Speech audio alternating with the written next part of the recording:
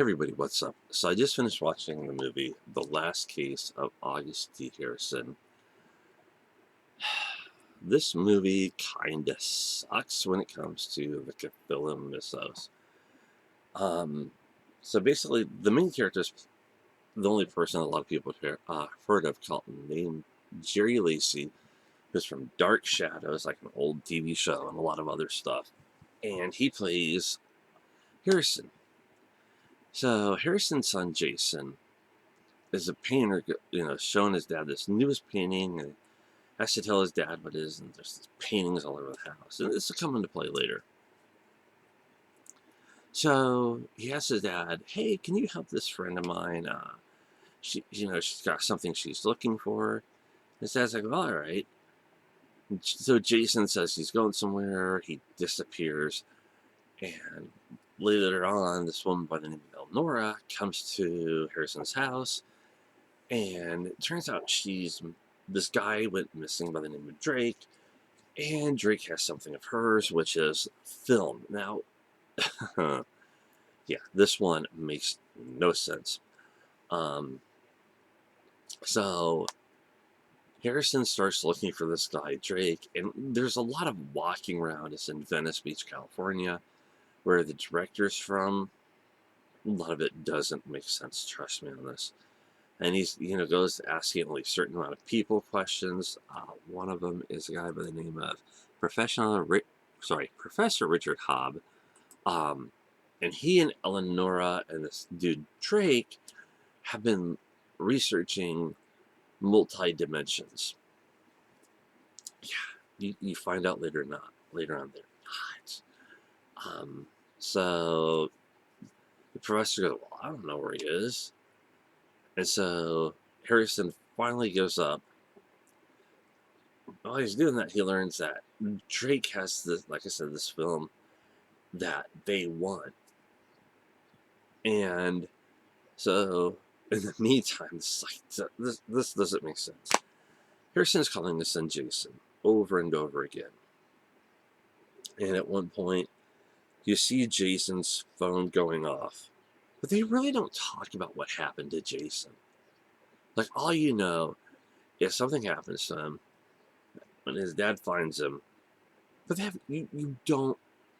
This is what bugs me. Yes, I know the movie's about Harrison, but they talk about Jason to the point where they could show what's going on. And at one point, Harrison's like walking down this beach and he sees a stone circle, and he talks to this guy walking by, and the guy goes, "Oh, there's been witchcraft going on here." He goes, "Witchcraft? That's how you hear of it for a long time."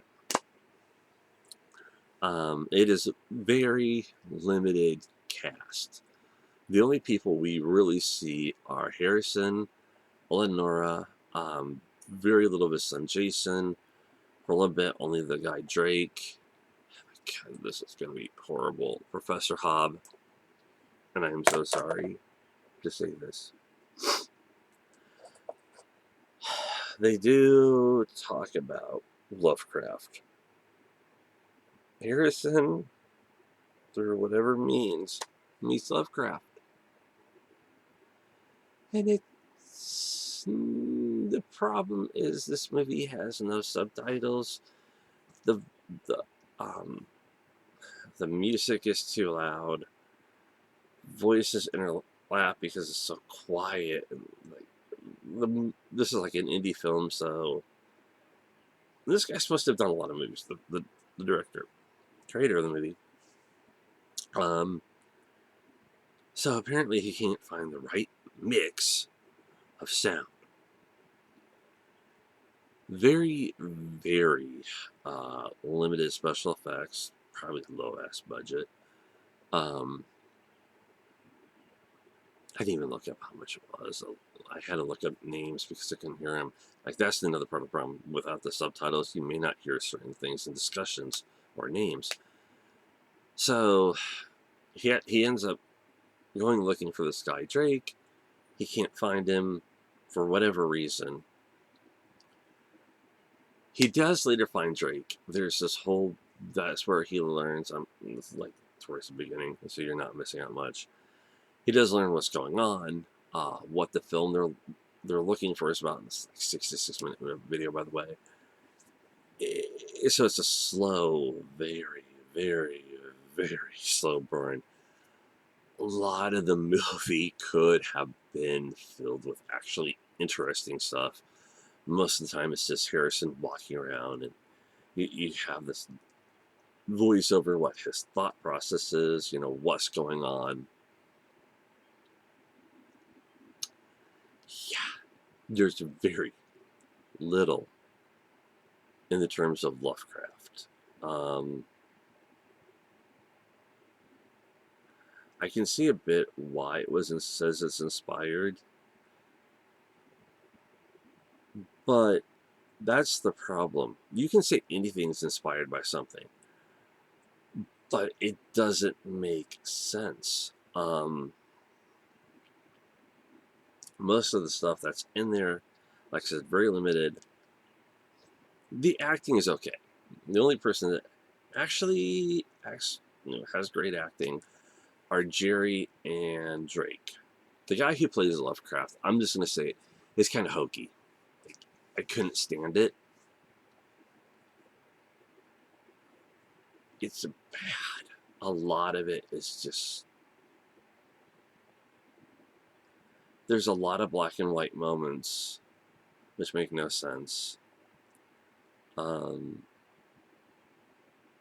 There's stuff that goes on, like you don't get it. Like nothing's explained.